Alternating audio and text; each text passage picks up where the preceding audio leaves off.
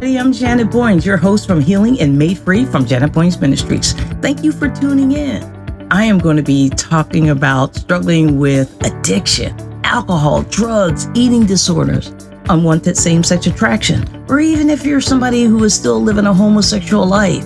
Let me tell you something. I have survived all those things by the grace of God. I just want you to know that I am not a doctor. I'm not a therapist. I'm not a psychotherapist. I'm not a licensed counselor. I am an ordained pastor who just want to give you some really good tips on how God has set me free, how you can be set free, God's promises, what He has done for me, He will do it for you. If healing and freedom are what you want, you are at the right place at the right time. Let's get started. This is Healing and Made Free with Janet Boynes. I am so excited to have a friend of mine, and I know I say that often. Everybody's a friend of mine. I just love everybody. Her name is Julie, and she is going to talk about not only what's happening in the schools, but she's a part of an organization called Child Protection League. Julie, welcome to Janet Boynes Ministries podcast. Well, thank you so much for having me. I'm honored to be here. I'm honored to have you. I want you to at least start out and at least let all my listeners just know a little bit about you before I start asking you all these questions of the things that are happening in the world today. Okay, so you want me to talk about me or Child Just tell me a little bit about you. Are you married? Do you have kids? Okay. Yeah, actually, we have 10 children, and they're all married. So I'm a grandma, and I am very, very happy about that, and very active. Have been active, in a lot of ways since for about 40 years actually. So I have a lot of experience in different kinds of activism experience. Some of it is in the Republican Party. I was the chair of on the committee, the executive committee of a nonprofit in Minnesota called EdWatch for a number of years. And we followed what was happening in education there and put out information, and we're active with the legislature and those things. And then, I served as district director for Michelle Bachmann when she was the congresswoman from Minnesota. And then after that, we started a group, our group now, Child Protection League, with a number of people who'd been working together for some time. So, we farm, and my husband is retired from farming now. He was a legislator for 6 years, and he also taught at the local college. So we just have a kind of a broad experience that we can bring to the table, which I find really helpful. Julie, I had no idea that you worked for my good friend, Congresswoman Michelle Bachmann. Michelle got me a writer for my first book, Called Out. And so whenever I'm back in Minnesota, I always try to go visit her in Marcus. I didn't do it the last time, but I always try to, keep up with what she's doing. And I will text her. And actually, if today is the 6th, today is her birthday. So I need to text her and wish her a happy birthday. So let's get into what you were talking about. You are a grandmother, and we are in the 21st century. We're in a woke culture. First thing I want to talk about is Child Protection League. Tell me a little bit about Child Protection League. Why did you start it? What do you do? Okay, well, our mission is to protect children from exploitation, indoctrination, and violence. And so it covers, the things that we want to get active in those areas. We end up in schools a fair amount just because that's a lot of the way that children are directly affected. Mm-hmm. And it's not the only place that we're active in the culture and in the legislature. But we started back in 2013 because there were a number of things coming up that were disturbing that we discovered actually. I don't know, maybe Michelle was there. No, she probably wasn't there. We had Judith Reisman come in and give a presentation to us on some of the things that were happening in the legislatures and in the culture having to do with sexualizing the children. And we became aware of a bill that was happening at that time in our legislature. And they called it the anti-bullying bill, but that's just language to really cover what they're really doing. The whole idea, the language is key. We found all along the way, they persuade people, they call them the persuadables, by giving them language that sounds good, and people fall for it all the time. So we find a lot of what we do is unpack the language and tell people here's what they say, here's what you think it means, and here's what they think it means. And then we have to give examples about how that works. And so we've been doing that for quite a while. And we get involved in just a whole, number of issues having to do with what the culture is telling children versus and parents and the public versus what's really happening. So that's kind of what we'd like to get into maybe today. You mentioned the late Judith Reisman. Right. What a woman of God, what a powerful woman. She is most definitely missed, but I praise God that she left all of her documents, here. So people can get a hold of them so we can actually do life better. Justice Kanaji Brown, is that how you pronounce her name? That's a good question. Your guess is as good as mine. Well, she was nominated to the U.S. Supreme Court, has become highly controversial over the record of light sentencings for those convicted of processing, distributing child pornography. Now, I know a video came out that you might have been a part of about dealing with porn and sexual abuse and people getting off the hook there in Minnesota or not serving enough time when they are, dealing with sexual abuse. Can we talk a little bit about that? Yeah, I'd really like that. I'll tell you, Justice Jackson Brown's controversy is exactly what we have been dealing with here in Minnesota. And so it's really interesting that now it's on the national stage and people are seeing that pedophiles are being let off. And they are pedophiles if they are deeply engaged in, they call it child porn, but it's actually, people don't understand all that means. That means like the rape, torture, humiliation, and murder of young children for distribution to people to watch this. So they are into this. People who are into this are very dangerous people. And so the idea that it's harmless because it is visual is completely wrong. For one thing, it's a crime scene. I mean, they are distributing criminal abuse of children, terrible sexual abuse of children. So this is a big business in the country. It's just a scandal and it's growing. And what we have found is that Minnesota is one of the states that is some of the worst record for putting these kind of people behind bars. What they do is they bring them in, they get convicted. Okay, that's a big deal to get them convicted. And they're never convicted if they don't have they have a lot of stuff before you end up convicting these people.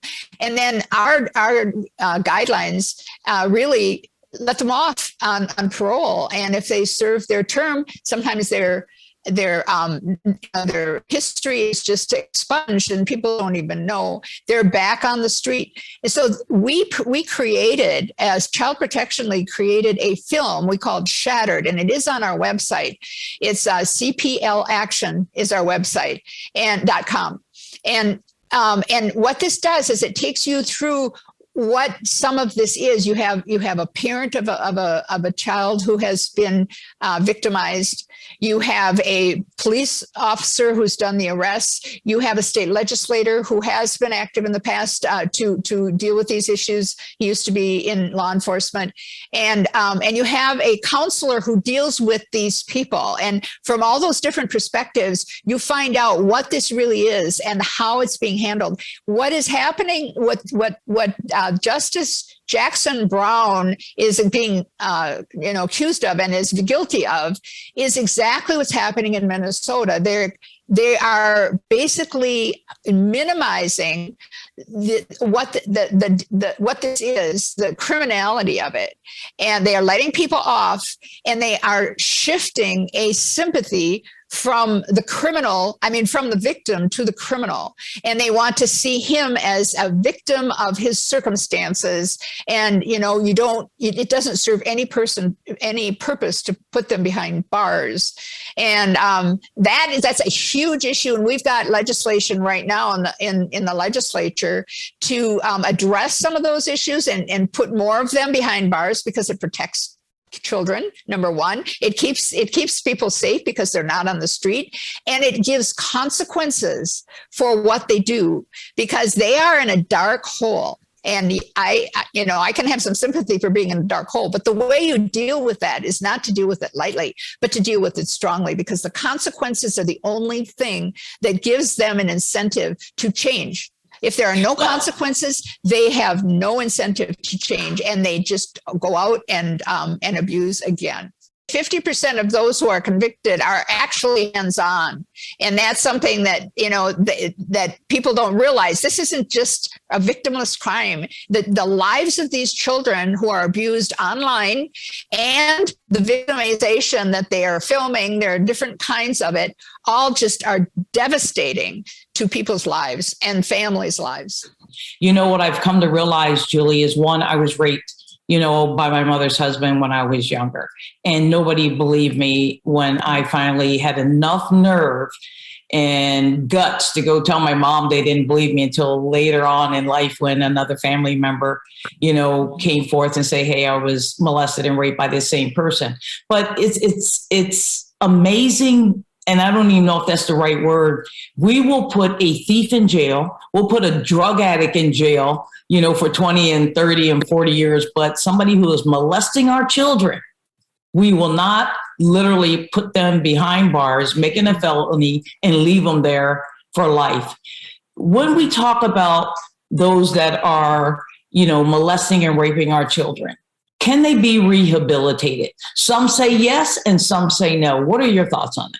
Well, as a Christian, I do believe that Christ, we can do all things through Christ. And absolutely strengthens us. And yet, those who deal with those who have gone that far, that they are actually violently harming children, has been, the ability to turn them around is in high question. Those who actually treat them, they've crossed a line and have become psychopaths in a way. And so it's an open question, but it's highly questionable whether they can actually change. They can hide it more, but it's a terrible problem, because it's escalating. So they get into it usually through porn, and porn is everywhere. So it's a $1 billion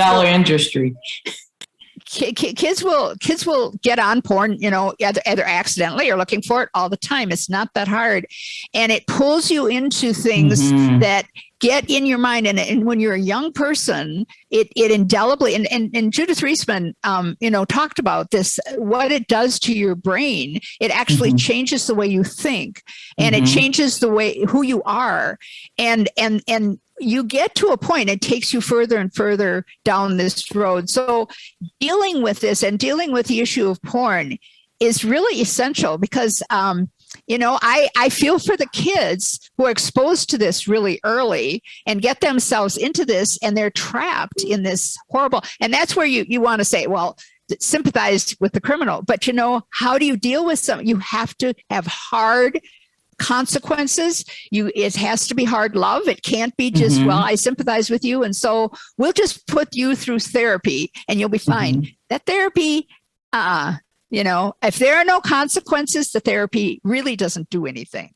And I agree with you. I agree that you have to have consequences. I believe they should be behind bars. In my personal opinion, I think we should throw the key away, Because when you're out there raping these children, molesting these children, have them looking at porn, turn them into these sex slaves that many are doing, I just think that you're a criminal and it should be a federal offense and you should go to jail. Not only are you dealing with this in Minnesota, let's talk about what's happening in Florida at Disney, the execs. Right. I cannot believe that these executives are trying to, well, yes, I can believe it, indoctrinate our children. And the controversy that is going on there, that the law that DeSantis put into place is prohibits teachers from teaching about sex and gender identity to children ages 3 and under. And it has drawn... It's grade 3 and under, grade 3. Grade 3, my apologies, grade 3 and under. And it has drawn national attention, and I'm sure it's international attention. Hollywood doesn't like it. Corporations don't like it because they're getting something from this. But I want to read something that one of the execs said, and her name is Vivian Ware. She was explaining on the video that came out that the theme park is no longer referred to people as ladies and gentlemen or boys or girls because of the gender non-binary children that may be attending. And so last summer, they removed ladies and gentlemen, boys and girls. Well, wait a minute. God said, I'm making you male or female. They don't want male or female, boys or girls, ladies and gentlemen to exist at all. And I know that's a part of Satan's tactics. But what God has ordained, they're trying to strip from us. They're trying to strip God from everything. They don't want his blueprint. They're going to try to get rid of it, but they'll never get rid of it. Why don't you speak on how you feel about that? Well, it's been so interesting in Florida, and God bless Governor DeSantis, because he understands that, you just cannot give in to any of that bullying that silences us so often. But the public is finding out just where the battle is and how serious this battle is, because they really don't understand. Until you resist it, you don't understand how deep it is. And so they have resisted it, and what it has done is it's pulled out from all the corporate entities, all the media, all of the Hollywood. Everybody comes down on them for what? For not teaching sex to 3rd grade and under. And that's it. That was the bill. You don't teach it at that age. And you could do a lot more than that. That was the minimal. And what's interesting is the reaction to that was that you are attacking transgender people. And, there's nothing in the bill about transgender. So why did they target right away, say, the reason is that's their agenda. And that they reveal themselves that is their agenda. And it is such a strong agenda that is in the schools right now and people just do not comprehend it. And so the reaction seems out of place. But what we're finding is there's a whole big agenda to break down the family, to have people question their very being of who they are. So what's real interesting to me is that while this is going on, we had an incident in Minnesota that one of the school districts it's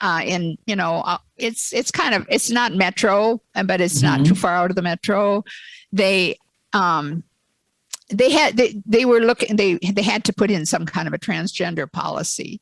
So the school board brought in the professionals. And the professionals that they bring in are, the activist, transgender activist people who are totally political. Bring them in, and they tell them everything they need to know about transgender. And that's all the school board got. So the local people put together another thing and said, you really need to have another side to this. And they put together and invited us to come in. So we were invited to to be with them. They put on a presentation with some great information, or were prepared to, and they brought CPL in to give some information too. So what happened there, it revealed again exactly what we were talking about, was that they they got, I mean, they're to the transgender people, they say this is what they believe. There is no other side. You don't have another side to what the transgender activists do. And they insisted that any group who came in and said that there was another side to be presented, and the other side would be that there are two genders, male and female. That's the other side. And Right. it was anybody who brings in another side is hateful. It's a hate group. So they, the local media got all, in a bunch about it, and put out all kinds of articles about how a hate group was going to be coming in and was invited to give a presentation to the school board. So the school board was demonized. And so when we came to give our presentation, the local transgender activists were all there protesting. They just drowned out the presentation. And their slogan that they repeated relentlessly is, there is no other side to our pride. So they, said no one is allowed to give any other information. And it's very similar to what's happening in Florida, because Right. you cannot have, there is no alternative. We are giving this information to our young people. And if you oppose it, you are hateful. And that's where we've come. And it's an eye opener for a lot of people who do not understand that this is how deep this has gone into our culture. And the sad thing is, and I'm grateful for everything DeSantis has done. I'm grateful for everything the governor here in Texas is doing for the people. However, better late than never. I believe we should have attacked this 10 years ago, and we might not be in the position that we're in. Shame on them that we are just now attacking this when the gay community was building, their foundation. They were building all these businesses. They were working with Hollywood. They were working, of course, with Barack Obama when he, changed the White House to a rainbow. We have went after and talked with pastors, ministry leaders, governors, senators, and nobody wants to do anything. And I was talking with a spiritual father of mine, and he said the problem with a lot of the senators and governors, nobody wants to take up this issue, is because they're afraid of what? The gay community, their loud voices. Everybody is afraid that they are going to be shut down by the gay community. Well, shame on us. We have a higher power. Jesus has given us power and authority over all this mess that the enemy is trying to put on us, the gay community. They're trying to indoctrinate our kids. They're trying to get away with marriage. And I believe he's going after what is near and dear to God's heart, and that's the family. If he can break down the family, if he can separate the family, then he thinks he wins. And I'm grateful for your organization, Child Protection League, that is standing up for righteousness, right standing with God. Because, Julie, if not us, then who? If not us, then who? And so I get pushed back all the time, being a person who came out of the life of homosexuality. And it's sad because we find that the gay community is putting us down, coming after us, going to our pages, calling us all these names. We are the non-Christians and they are the Christians. That doesn't make any sense to me. That's not what Christians do. They don't go out and call people all these kinds of names the way they're calling us names, try to take away our businesses and our jobs. They will not work with us. And the reason why they won't work with us is because we can debunk everything that they're talking about. Julie, what other curriculum issues does the Child Protection League address? Well, we get into a number of different things, like, for example, curriculum transparency and things that are just more practical, like parents getting a chance to look at what it is very easily without having to go through hoops. But, one of the things that's been real significant for indoctrinating kids is critical race theory. And what's really interesting about that is, it demonizes our fundamental principles of our country by calling it white. So first, you obviously you have this definition of critical race theory that it basically is it's a key component of cultural Marxism. It's based on the idea that all of life must be seen through the prism of racial discrimination, and the ultimate goal is to institute and gain authoritarian power over a global government. I mean, that is what we're talking about. It has a foundation in Marxism, and it holds that whites are inherently racist, and for that reason, they need to be repressed in various ways to compensate for their sins of discrimination, both past and present, and they have to enforce outcomes that favor non-whites. So individual acts of discrimination, I mean, that's irrelevant, but just being white is enough, because they say that racism is inherent in whiteness, and schools are now commonly adopting racial quotas for achievement and disciplinary action. So minority children can supposedly compensate for the alleged discrimination they and their parents and grandparents have endured. So these are really revolutionary changes, and we need to recognize that it's a narrative that they're using to actually attack and so anything that is American is illegitimate because it was like white males, and that is racist, and racist is bad. So it's really more fundamental than, like, a lot of people look at critical race theory as just here's why it's bad. It has negative consequences. This does bad things, but they have to really understand where it comes from and what is the incentive, the underlying narrative underneath it. And so there are a lot of parts to critical race theory, and they are like equity is just another word to describe that whole conflict between race. Marxism used to be a conflict between the rich and the poor, and they moved on at one point some time ago, and onto the cultural Marxism, which is that it is the conflict between races. But it's the same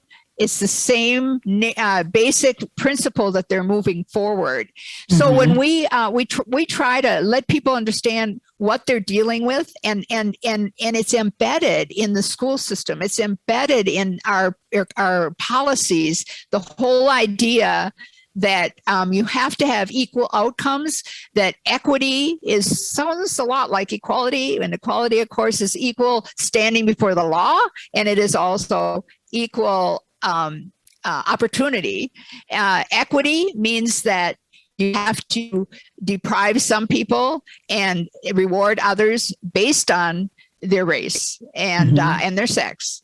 And it's a whole different thing that undermines every principle that we have in America. So again, very similar to the what you're dealing with the gender issue, you're also dealing with in the CRT issue, that there's something behind that's causing this and is embedded in what we're doing. So we get into that. We get into dealing with comprehensive sex education, all of it. It has more to do than with transgender. It's just sexualizing children at a very young age and teaching them all about sex, and adult sex to children.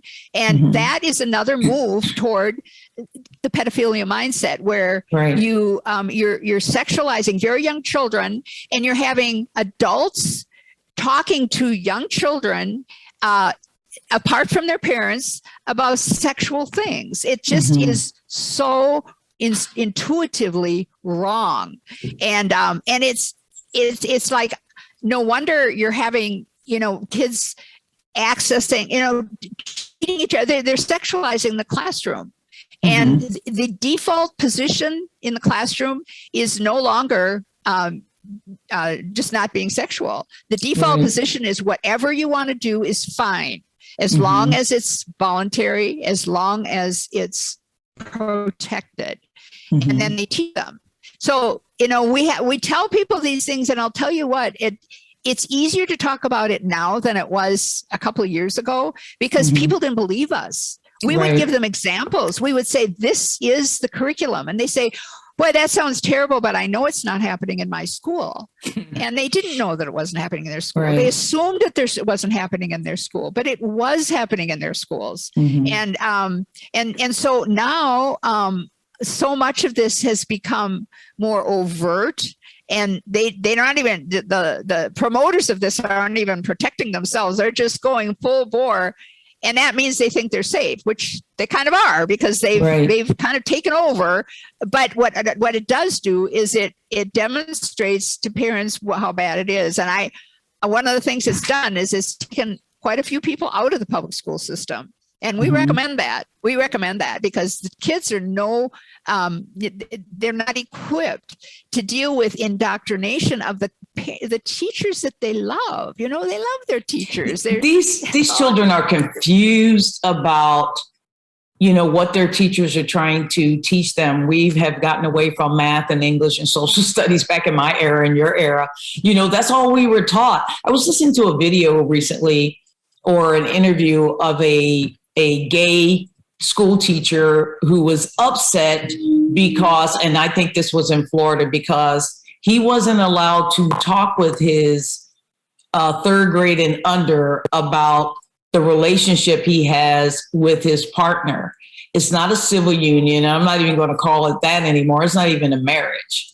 It's sad that they feel like, heterosexuals can talk about their relationships, but we can't talk about ours. How confusing is that you want to tell your children, that your school kids, that you're teaching that you're in a same-sex relationship, when their minds are so impressionable and they hang on to everything a teacher tells them. I moved to live with my 8th grade English teacher and her husband. They took me under their wing, and everything that they talked about or said to me, I hung on to. It was like Bible to me, That's how important teachers are. And so their goal is to indoctrinate our children. Julie, in Minneapolis, Minnesota, has this gone to the floor, or have they put this in as a bill? Are you working on something like that? I think I've heard that something was going on in that nature. Can you explain what's happening? Actually, right. They were on a roll for a while. They wanted to mandate this kind of teaching in every public school in the state, and they had a bill to do that. And they defined some of the things that would be considered. They called it comprehensive sex ed. And they defined what some of that was, like, for example, bodily autonomy, which, is a good term if you apply it properly. But what they mean, that's where we came in, what they mean by, and they've talked about it, Planned Parenthood has lots of information out about this, is that bodily autonomy means that you have the right to be sexual, no matter how old you are. And so this is a human right for you. So they train the kids that is their human right. And no one, no parent, no pastor, no culture, no school, nobody can tell them what they can't do. They have the right. So that's one of the other, is that they defined the sexual teaching as teaching kids how to consent to sex. I mean, literally, that's what they say. And I've challenged that, and I said, why don't you teach them how to say no? I mean, what? And then they can't get past that. They say this protects the children because then it's not non-consensual sex. Why is it sex at all when you're a minor, which you're not even allowed legally to give consent? So that